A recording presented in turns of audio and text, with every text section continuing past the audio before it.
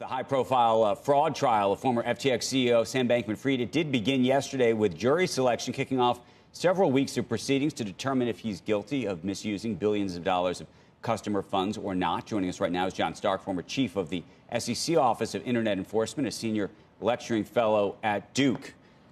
Okay, I'm going to make you, for the day, the defense attorney, John, for Sam Bankman-Fried. What would you tell? What would you tell the jury? That's a real problem, Andrew. I would have pled the case a long time ago. This is first of all, he wants to claim some kind of reliance on counsel defense, which is a very tough affirmative defense to do, because if you want to say your lawyers told you all of this was okay, you need to have evidence that showed you it's okay to steal $8 billion from my company or another company. It's perfectly fine. You need that kind of information. And secondly, you're going to have to waive the attorney-client privilege so your lawyers can get up there and say whatever they're answer, whatever they're asked. This is an unprecedented trial here. Let's just take a look at the evidence that we have.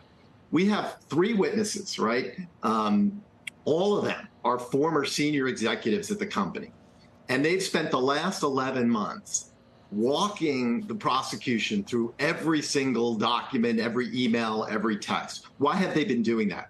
Because they signed plea agreements. These are not people who were granted immunity. They have a stake in this trial. They have to perform, or they're not going to get right. The But plea John, agreement. unto itself, see, if I was the defense attorney, what you just said actually would be probably my best defense, which is I'd say, you can't believe these people. How can you believe the credibility of these individuals if, in fact, they've all taken plea deals and they all have a stake in the outcome of this case because their stake is my stake? That's the truth. That happens in every single trial. Okay, I was at the SEC Enforcement Division for almost 20 years, worked on lots and lots of cases. Every single case had a criminal proceeding. Every witness has a bias. You walk them through that, and they explain how they're here to tell the truth, and they explain document by document. Remember, you have a legion of accountants, of forensic accountants, of lawyers, of technologists, all hired by John Ray. John Ray has paid them over $200 million. They're making $1.5 million a day. And do you know what their primary job is? It's to give law enforcement everything they ask for. They are on speed dial from these prosecutors. The prosecutors can call them anytime and say, come on over, talk to us. They're charging somewhere in the average of $1,800 an hour. They're running over to that office, giving them every single document, every single text, every single email, everything they find, and it's free of charge for the prosecutors. This is unprecedented to have so many prosecution witnesses that have walked you through everything and to have access to every piece of data. And what's his defense? You know, he's his own worst enemy. I mean, he's got diarrhea of the mouth. Always. You look up his text. He talks about the dumb game that we woke Westerners play, where we say all the right shibboleths, and so everyone likes us. He admitted in a text that the ethics stuff was mostly a front. He spent his time talking to you with giving you all sorts of inculpatory evidence. He just can't help himself. So he's his own worst enemy.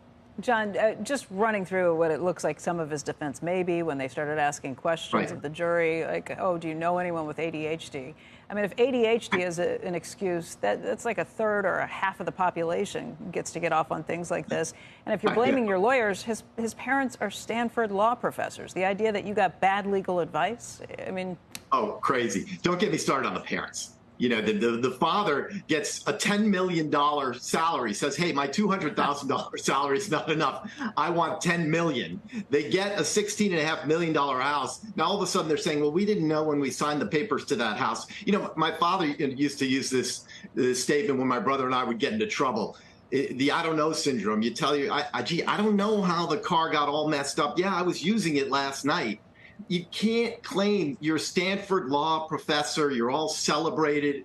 You know, it's ridiculous to claim all of a sudden you're the biggest idiot in the world and you were paid $10 million for what? And let me tell you something. My closing argument, I'm sorry, Andrew, I didn't answer your question directly. I'd rather be the prosecutor, obviously. My closing argument would be, remember Hamilton, Becky? You know, you want to be in the room where it happens? That's where Sam Bankman's father was, in the room where it happens. Say it, a room where it happens. You know, and this whole, I use an SNL skit, the unfrozen caveman lawyer.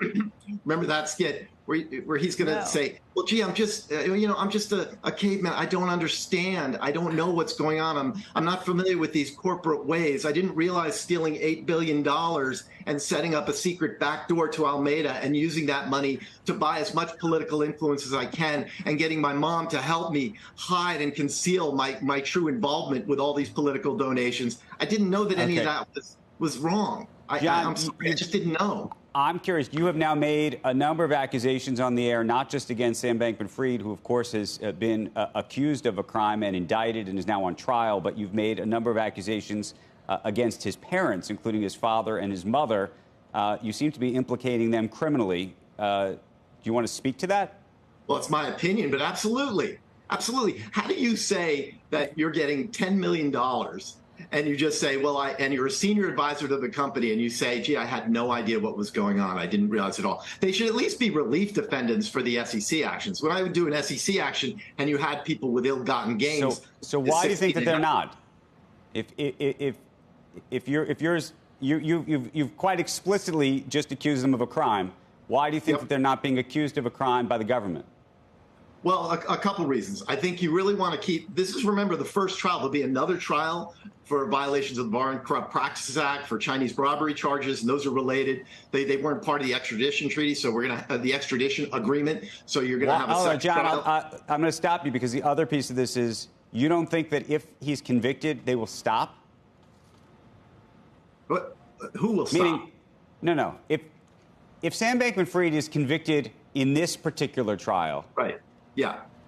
My view, you may disagree with me. You're suggesting that there's going to be separate trials on the financial political donation stuff, on all these other charges. Probably. That's going to come later. I don't know. What I'm saying to you, and you may disagree with me, is I believe if he's convicted and is being thrown away for 100 years, that the courts are not going to spend your tax dollars to do this 5 more times, unless you would like to.